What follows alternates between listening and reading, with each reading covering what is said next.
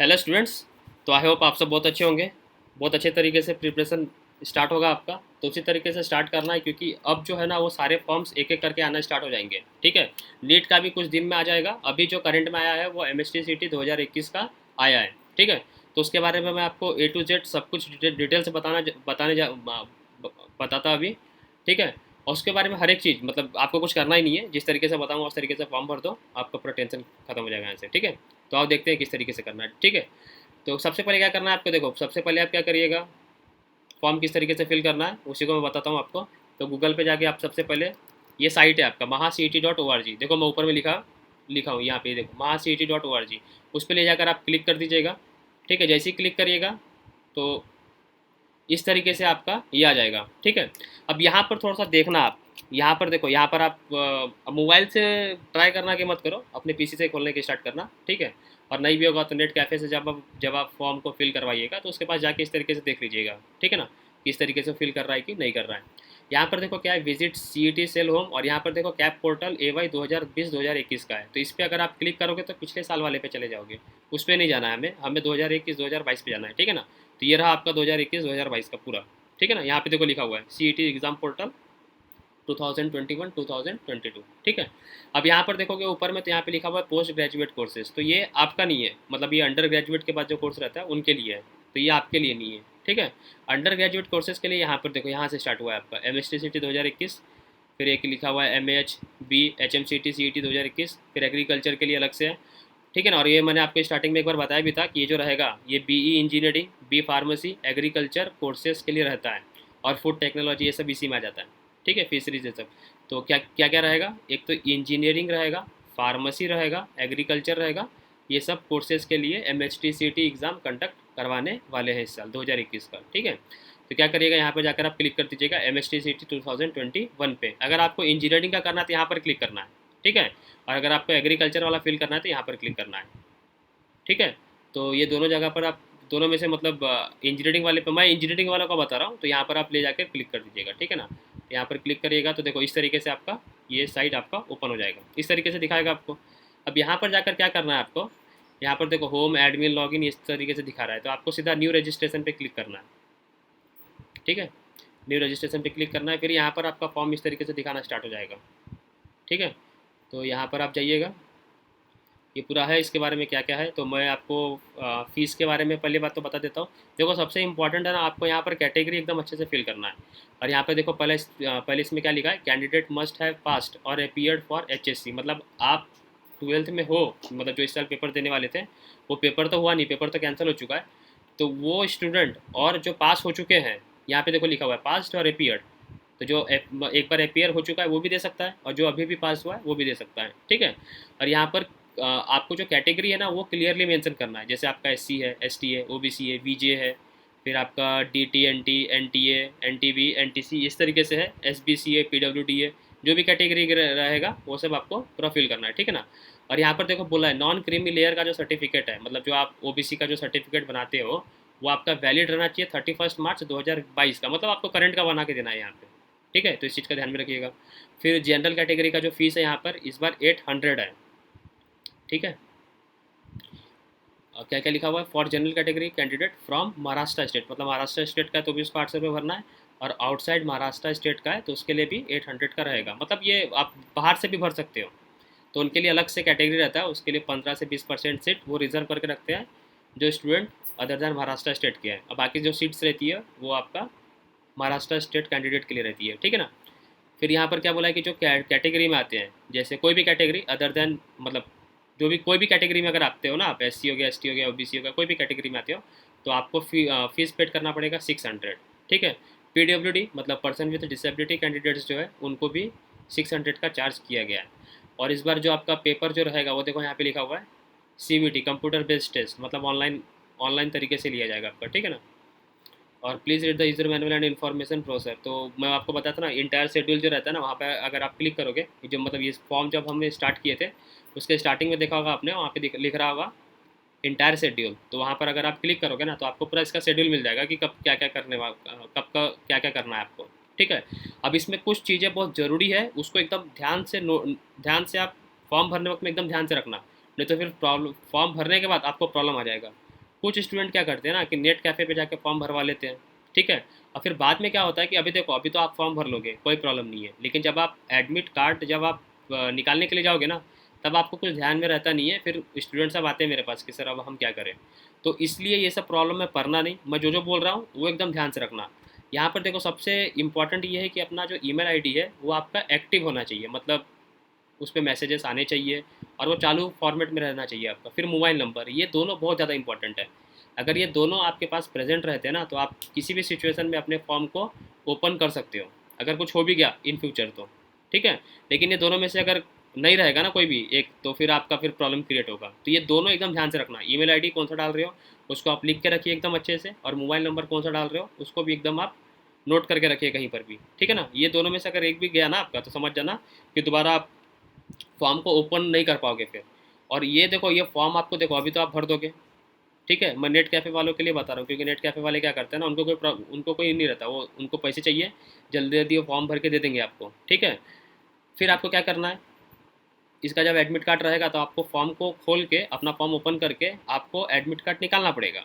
फिर इसके थ्रू ही आपका इंजीनियरिंग में फिर आपका एडमिशन होगा। तो उस समय पे भी आपको ये साइट खोलना चाहिए, आपका आपका जो फॉर्म है वो खोलना चाहिए, ठीक है। तो 3 3 बार ओपन करना पड़ता है, इसलिए मैं बोल रहा हूँ ये सब ईमेल आईडी और अपना मोबाइल नंबर एकदम अच्छे से जो एक्टिव रहेगा वही डालना, ठीक है। नहीं तो मैसेज वैसेज नहीं आएगा तो फिर प्रॉब्लम क्रिएट करेंगे वो सब, ठीक है ना। समझ में आया ना। तो ये बहुत दिन तक काम करेगा आपका, मतलब समझ के चलो ना, दिसंबर तक आपका यही इसी के थ्रू आपका काम चलेगा, दिसंबर तक। तो आपका फॉर्म उसी तरीके से ओपन होना चाहिए, और एक बार आपने भर दिया ना तो दिसंबर तक इसी पे आपको काम करना है, ठीक है। अब आगे देखो क्या लिखा है, the submitted and fees paid application will not be edited, मतलब एक बार आपने पेड कर दिया तो वो उसको आप एडिट नहीं कर सकते हो। Hence candidates are advise to verify the field in details before making payment, ठीक है। तो पेमेंट पेमेंट एकदम अच्छे से करना है, कोई टेंशन नहीं। Please do not share your application number, हाँ इस चीज़ को थोड़ा सा ध्यान में रखिएगा, अपना एप्लीकेशन नंबर और आपको एक पासवर्ड फॉर्म करना पड़ेगा वो, ठीक है। और अपना जो ईमेल आईडी और मोबाइल नंबर जो आप दे रहे हो उस पर वो एक ओटीपी सेंड करेंगे कंफर्म करने के लिए, ठीक है। तो ये तीनों चीज़ आप किसी से शेयर मत करो।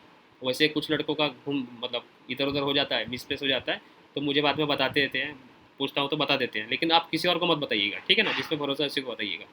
Please use good quality photograph signature, हाँ इस चीज़ का थोड़ा सा ध्यान में रखिएगा। आपका फोटोग्राफ जो है वो एकदम अच्छे से आना चाहिए, सिग्नेचर अच्छे से करके देना। Document for proof of identity, images for uploading, ठीक है। तो आपको 3 चीज़ यहाँ पर अपलोड करना है। एक तो अपना फ़ोटो डालना है, ठीक है, फिर अपना सिग्नेचर डालना है, स्कैन करके डालना पड़ता है, और एक आइडेंटिटी प्रूफ मांगेंगे वो, जनरली आप पकड़ के चलो आधार कार्ड, ठीक है। तो वो तीनों चीज़ से आपका फॉर्म पूरा फुल फिल हो जाएगा। और साइट मैंने अभी आपको खोल के बता ही दिया है किस तरीके से चालू करना है, mahaCET.org, इस पर जाकर आप क्लिक करिएगा, चालू हो जाएगा, ठीक है। और 3 बार आएगा, दूसरे बार में MST CT 2021 पे क्लिक करना, और फिर थर्ड पे यहाँ पर आ जाएगा आपका, ठीक है। Candidate can use only one mobile number and email ID for one application form, ठीक है। तो एक बार आप ये ध्यान में रखिएगा कि आपका एक मोबाइल नंबर और एक ईमेल आईडी से आप एक ही फॉर्म को फिल कर सकते हो, ठीक है। दोबारा अगर करोगे ना तो फिर वो एरर बताएगा आपको, ठीक है। तो यहाँ तक चालू, ये यहाँ तक समझ में आ गया होगा। ये आपके कुछ डिटेल्स हैं, इसको ध्यान में रखिएगा, और खुद ही फॉर्म भर के देखो, कुछ नहीं है, एकदम सिंपल है। फिर यहाँ पे नीचे में रहता था एक्सेप्ट एंड प्रोसीड, तो वहाँ पर कर लीजिएगा आप, क्लिक करके आगे आगे बढ़िएगा। फिर यहाँ पर देखो पहला नाम दिखा रहा है कैंडिडेट्स फुल नेम, तो जो भी आपका नाम है उसको लिख लो। तो मैं तो अपना ही भर रहा हूँ तो अपना ही लिख देता हूँ, ठीक है। हाँ, और ये ध्यान में रखिएगा, यहाँ पे देखो 10th और जो 12th का जो मार्कशीट है ना, उस पर जैसे लिखा हुआ है वैसे लिखना है। अगर आपका सरनेम फर्स्ट है, नाम बाद में, जैसे है वैसे लिखना है, अपना दिमाग लगाना नहीं है, ठीक है। तो 10th का, अभी तो 12th का मार्कशीट तो आया ही नहीं है आपका, तो 10th का मार्कशीट है आपके पास, जैसा लिखा हुआ है वैसे लिखना है, और कुछ नहीं, ठीक है। तो जैसे देखो मैंने यहाँ पे लिखा है, मेरा जिस तरीके से मैं वहाँ पे लिखा हूँ, ठीक है ना। और वो स्मॉल में लिखोगे कैपिटल में लिखोगे, वो कैसे भी लिख के छोड़ देना, वो अपने आप ले लेगा वो, उस पर ज़्यादा दिमाग लगाना नहीं है, ठीक है। फिर फादर्स नेम, यहाँ पे देखो बोला हुआ है फर्स्ट नेम ओनली, तो जो भी रहेगा वो लिख लीजिएगा आप यहाँ पे फर्स्ट नेम। मदर्स नेम में भी फर्स्ट नेम ओनली बोला है तो वो लिख लीजिएगा यहाँ पर। फिर आपका जो जेंडर है वो क्लिक करिएगा, मेल वाले मेल, फीमेल वाले फीमेल, तीसरे वाले तो होंगे नहीं। कन्फर्म योर जेंडर दोबारा से यहाँ पे सिलेक्ट कर लेना है, ठीक है। जैसे यहाँ पे देखो क्लिक करोगे तो अभी ट्रांसजेंडर वाला भी आ रहा है, तो वो तो नहीं रहेगा कोई भी, तो अपना मेल क्लिक करिएगा, ओके यहाँ पे दिखाएगा। फिर दोबारा से यहाँ पे कंफर्म करना है इसको, तो ये हो गया आपका। फिर डेट ऑफ बर्थ यहाँ पे डाल दीजिएगा, तो बहुत नीचे से दिखा रहा है, ठीक है, तो यहाँ पर देखो 1995 आ गया, जो भी रहेगा अपने हिसाब से डाल दीजिएगा। ठीक है, मैं एग्जैक्ट नहीं डाल रहा हूँ, जो है मतलब एग्जैक्ट डाल रहा हूँ, जो है वो कुछ भी डाल दो आप। ठीक है, अभी religion to which year belong. ठीक है, फिर यहाँ पर दिखाएगा तो आप गांव में रहते तो गांव में, और अर्बन में रहते तो अर्बन में, जो भी रहेगा वो डाल दीजिएगा। ठीक है ना। फिर यहाँ पर फैमिली इनकम दिखा रहा है। हाँ, फैमिली इनकम में ध्यान में रखिएगा कि जो ओबीसी फिल कर रहे हैं, ओबीसी तो उसमें दो रहता है, एक क्रीमी लेयर रहता है, एक नॉन क्रीमी लेयर रहता है। तो अगर आपको बेनिफिट्स चाहिए ओबीसी से रिगार्डिंग, तो आपको डालना पड़ेगा नॉन क्रीमी लेयर में डालना पड़ेगा। और नॉन क्रीमी लेयर मतलब 8 लाख से कम इनकम आना चाहिए आपका। ठीक है, जनरल में जो फॉर्म भर रहे हैं उनके लिए कोई प्रॉब्लम नहीं है, लेकिन गवर्नमेंट जॉब नहीं है तो फिर आप अपने हिसाब से जो भी रहेगा आ, वो देख लीजिएगा। ठीक है, लेकिन अगर आप उसमें आ रहे हो, कास्ट में आ रहे हो, तो अपना एक बार चेक कर लीजिएगा कि बेनिफिट्स कब मिल रहे हैं आपको। ठीक है ना। तो जैसे ओबीसी का है नॉन क्रीमी लेयर का, तो 8 लाख के नीचे होना चाहिए आपका फैमिली इनकम। ठीक है, तो उसके हिसाब से जो भी रहेगा, जिस कैटेगरी में रहेगा उसको आप फिल कर दीजिएगा। ठीक है, फिर मदर टंग जो भी रहेगा, ठीक है, हिंदी रहता है मैक्सिमम लोगों का, हिंदी डाल देना। जिन लोगों का मराठी होगा मराठी डाल देना। फिर नेशनलिटी यहाँ पे तो इंडियन ही रहेगा आपका। ठीक है, इस तरीके से हो गया। अब आगे आ जाओ, एड्रेस लाइन में डाल देना। ठीक है, एड्रेस लाइन में डाल देना। और फिर यहाँ से फिर जो भी एड्रेस रहेगा यहाँ पे नीचे डाल दीजिएगा।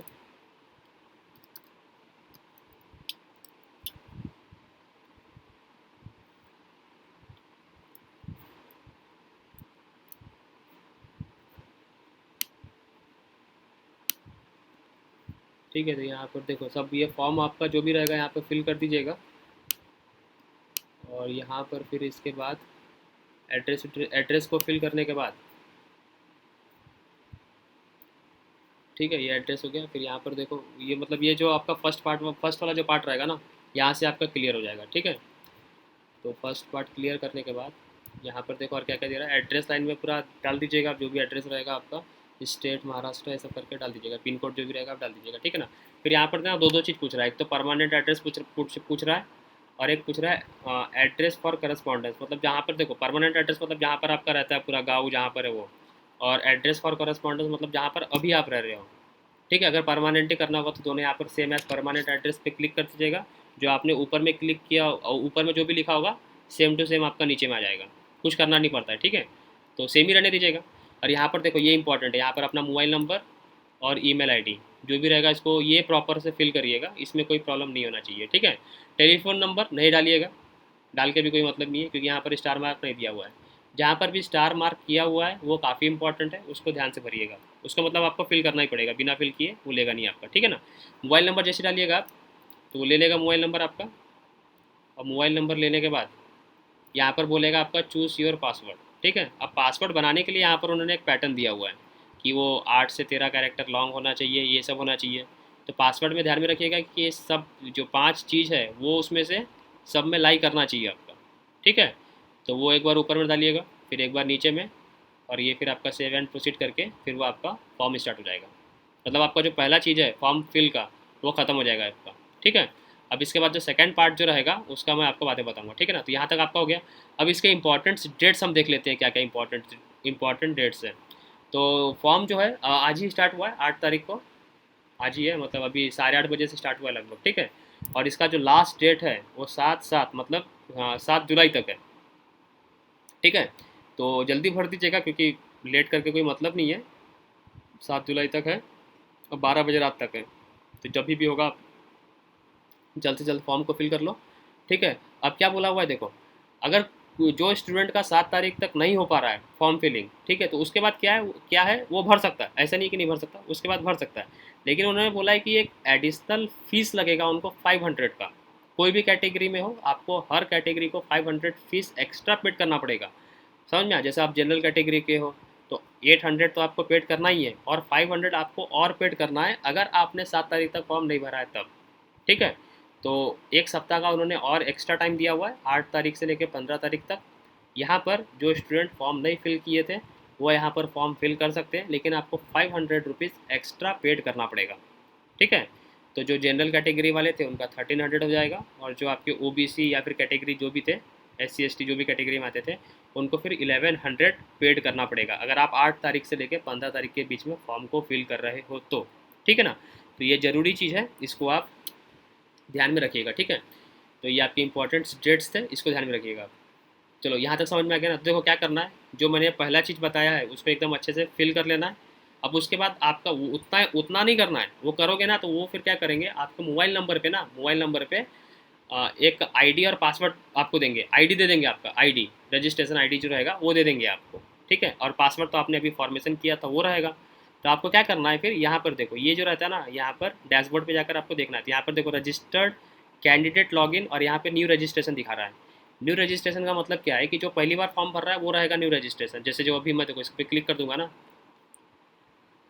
साइट क्या है, तो न्यू रजिस्ट्रेशन जो अभी मैं फॉर्म फिल कर रहा था ना वो वाला था न्यू रजिस्ट्रेशन, ठीक है। अब फिर वो होने के बाद आपको क्या करना है, आईडी और पासवर्ड आपके मोबाइल नंबर पे और ईमेल आईडी पे आ जाएगा। वो आने के बाद क्या करना है, आपको इसको क्लिक करना है, रजिस्टर्ड कैंडिडेट लॉगिन। ये क्लिक करने के बाद यहाँ पर जो भी वो एप्लीकेशन नंबर प्रोवाइड किए हैं उसको यहाँ पे लिखना है। यहाँ पर जो भी रहेगा वो इस तरीके से रहता है, ई एन रहेगा, ई एन का मतलब रहेगा इंजीनियरिंग, कैपिटल में रहता है। पिछले साल में ऐसा रहता था, अब इस साल का क्या रहेगा वो देख, वो इसी तरीके से रहेगा लेकिन, ठीक है। फिर यहाँ पे 2021 रहता है और उसके बाद और भी यहाँ पे नंबर रहते हैं, तो वो लिखिएगा। आपने जो पासवर्ड बनाया था वो यहाँ पे लिखना है आपको और साइन इन कर दीजिएगा, ठीक है। यहाँ से आपका दूसरा पार्ट का फॉर्म स्टार्ट हो जाएगा, ठीक है। तो पहले आप फर्स्ट वाला पार्ट को कर लो और ये जो सेकंड वाला जो पार्ट रहेगा उसको मैं देखता हूँ अपना बना के, और फिर मैं आपको सेकंड पार्ट का बताता हूँ, क्योंकि यहाँ पर देखो आपको ये दोनों चीज़ करना है, दोनों चीज़ फिल करना है तब जाकर स्टार्ट होगा, ठीक है। तो ये मैं आपको बता देता हूँ कि किस तरीके से रहता है। इसके आगे का फॉर्म का जो रहेगा ना, मैं अपना दूसरा वीडियो लेकर आऊँगा तो उसमें ये आपको बताऊँगा कि किस तरीके से इसके बाद का आपको फॉर्म फिल करना है, ठीक है। अब देखो कुछ स्टूडेंट जो रहते हैं ना, उनका समझ लो पासवर्ड कहीं मिसप्लेस हो गया या फिर वो भूल गए, तो फिर क्या है, यहाँ पर देखो आप ले सकते हो दोबारा से ना, मतलब अपने मोबाइल नंबर पे या फिर ईमेल आईडी पे मंगा सकते हो। लेकिन मोबाइल नंबर और ईमेल आईडी में बार बार बोल रहा हूँ, एकदम अच्छे से जो डालोगे उसको ध्यान में रखिएगा। क्या बोला गया है देखो, the candidate who is already registered should enter application number and password, यहाँ पे करना है आपको। और candidate should not down the application number and the password in the diary and keep it in the safe custody in case candidate forget. यहाँ पे लिखा हुआ है देखो, अगर आप फॉरगेट कर जा रहे हो, भूल जा रहे हो, तो आप उसको मंगा सकते हो। यहाँ पर मतलब करिएगा, यहाँ पे क्लिक करना पड़ता है, I can't access my account, जैसे कर ही देते हैं यहाँ पे देखो। तो फिर यहाँ पे अगर आप पासवर्ड अपना भूल गए हो या फिर अपना एप्लीकेशन नंबर भूल गए हो तो क्या करो, एप्लीकेशन नंबर जैसे भूल गए हो तो यहाँ पर क्लिक करो और कंटिन्यू कर दो। तो वो आपको मोबाइल नंबर मांगेंगे, कैंडिडेट्स नेम मांगेंगे, अपना नाम डालना जैसे आपने स्टार्टिंग में फिट किया, मतलब जैसे आपने स्टार्टिंग में फिल किया था। फादर नेम डालिएगा, मदर्स नेम डालिएगा, अपना डेट ऑफ बर्थ डालिएगा और यहाँ पर सबमिट कर दीजिएगा, ठीक है। जैसे सबमिट करोगे वो फिर आपको आपके मोबाइल नंबर पे या फिर ईमेल आईडी पे, दोनों जगह पर वो भेज देते हैं, ठीक है।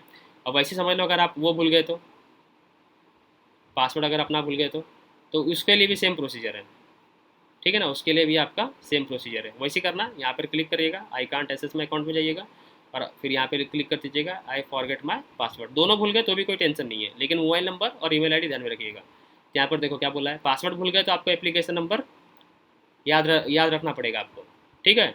और अगर आप एप्लीकेशन नंबर ही भूल गए तो पहले क्या करो, यहाँ से क्लिक करके वो निकाल लो, पहले यहाँ से क्लिक करके आप पहले ये निकाल लो, समझ में आना। देखो दोनों भूल गए ना आप, तो सबसे पहले आप एप्लीकेशन नंबर के लिए जाना, तो एप्लीकेशन नंबर पे क्लिक करना। तो यहाँ पर आपका फादर नेम, कैंडिडेट्स नेम, ये सब पूछेगा, ठीक है। फिल कर दीजिएगा, काम खत्म हो गया।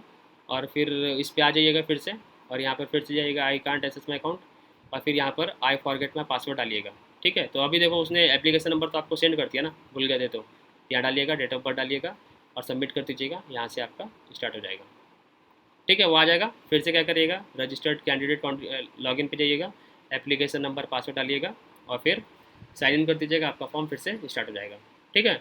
तो इस तरीके से आपको करना है और इसका मैं नेक्स्ट वीडियो लेकर आऊँगा जहाँ पर मैं पूरा फॉर्म बताऊँगा, सेकेंड पार्ट किस तरीके से आपको फिल करना है, ठीक है। तब तक के लिए आराम से पढ़ते रहिए, टेंशन मत लीजिए। और नीट का भी कुछ दिन में आपका स्टार्ट हो जाएगा, नीट का भी 2 से 3 दिन में चांसेस है वो भी आ जाएगा आपका। तो जैसे आएगा उसको कैसे फिल करना है वो भी आपको बता दूंगा। एनटीए के साइट पे वो भी इधर उधर होना चालू हो गया साइट, ठीक है। तो जल्दी से जल्दी वो भी आ जाएगा आपका।